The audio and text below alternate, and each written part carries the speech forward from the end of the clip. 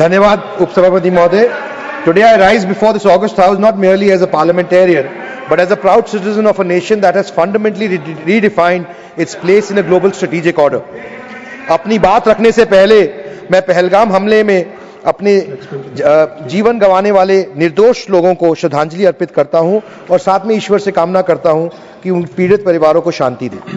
महोदय, ये चर्चा का उद्देश्य क्या है? What is the purpose of today's debate? इस चर्चा का उद्देश्य यह नहीं है कि सरकार कुछ विपक्ष के लोगों को इस बात का एहसास दिलाए कि कितना ग्रैंड सक्सेस ऑपरेशन सिंदूर रहा है.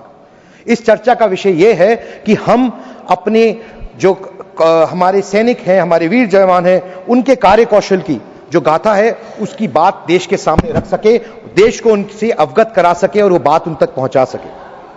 सर, एक मुश्त होकर एक आवाज में पूरी दुनिया को इस बात का जवाब दे सके कि चाहे पक्ष हो विपक्ष हो, हम भारतीय हैं और भारत की बात पूरे दुनिया के पटल पर एक आवाज में एक मुश्त होकर रखेंगे. ये this debate is not between India and NDA. It is a debate between valour and terror. वीरता और कायरता के बीच की यह डिबेट है. भारत और पाकिस्तान के बीच की यह डिबेट है. हमने अपने पड़ोसियों की ओर बहुत बार हाथ बढ़ाने की कोशिश की, लेकिन उन्हें हमेशा हमारा हाथ काटने का काम किया. हमारी सरकार ने पिछले 11 साल में भी ऐसा प्रयास किया, लेकिन हमेशा पाकिस्तान की तरफ से हमें धोखा और छल मिला. हमारे शास्त्रों में कहा गया है, अहिंसा परमो धर्म, धर्म हिंसा तत्वचय. जब धर्म की रक्षा के लिए हिंसा आवश्यक हो तो वह धर्म ही है. सर, ऑपरेशन सिंदूर, माननीय उपसभापति जी, केवल एक सैन्य ऑपरेशन नहीं था. यह एक सभ्य राष्ट्र की चेतावनी थी कि हमारे देश में भगवान बुद्ध का भी वास होता है और भगवान परशुराम जी का भी वास होता है.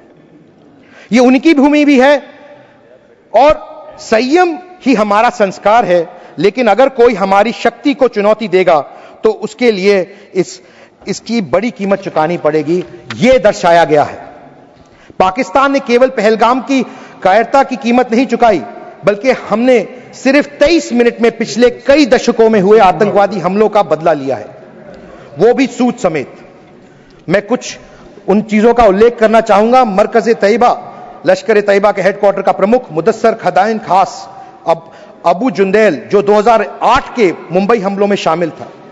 मरकज सुभान अल्लाह के प्रमुख और जश्न मोहम्मद के फंड रेजिंग करने वाले हाफिज मोहम्मद जमील, या फिर IC 814 हाईजैकिंग केस में शामिल जश्न मोहम्मद का मोहम्मद यूसुफ अजहर.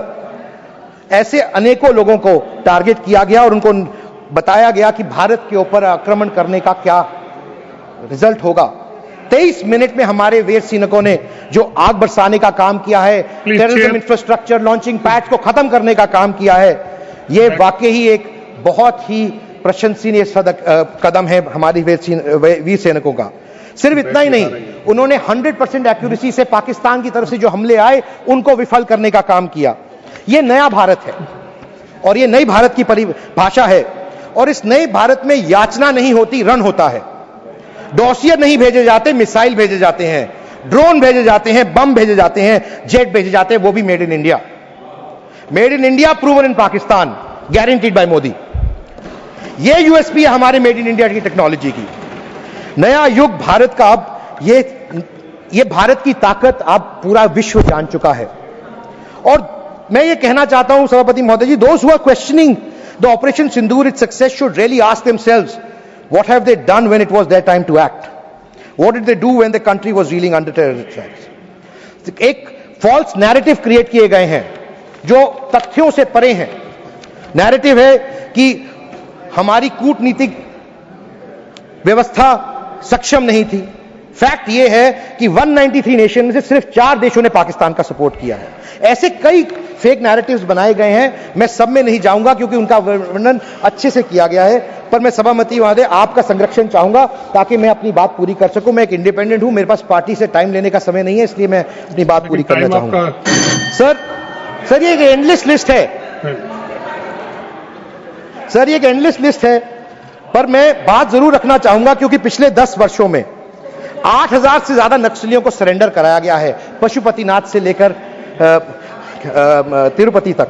आतंकवाद के 71% हमलों में कमी आई है। और सिर्फ इतना ही नहीं, हाल ही में हमारे गृह मंत्री जी ने ऑपरेशन महादेव का उल्लेख किया, उसकी बात भी सदन के सामने रखी। मैं सिर्फ इतना कहना चाहता हूं, चीन और तुर्की के शस्त्र, ये अटल जी की एक वो है पोएम, उसी का उल्लेख करना चाहता हूं। चीन और तुर्की के शस्त्रों से अपनी आजादी को दुनिया में कायम रख लोगे, ये मत समझो। IMF से $1 बिलियन लेकर आने वाली बर्बादी से तुम बच लोगे, ये मत समझो। मैं आपका एक बार फिर आभार और धन्यवाद करना चाहता हूं और सेनाओं का करना चाहता हूं। Next speaker. हमारे साथ जुड़े रहने के लिए सब्सक्राइब करें देश रोजाना के YouTube चैनल को और नई वीडियो की नोटिफिकेशन पाने के लिए बेल आइकन जरूर दबाएं। अगर आप ये वीडियो Facebook या Instagram पर देख रहे हैं तो पेज को लाइक और फॉलो जरूर करें और ज्यादा से ज्यादा शेयर करें।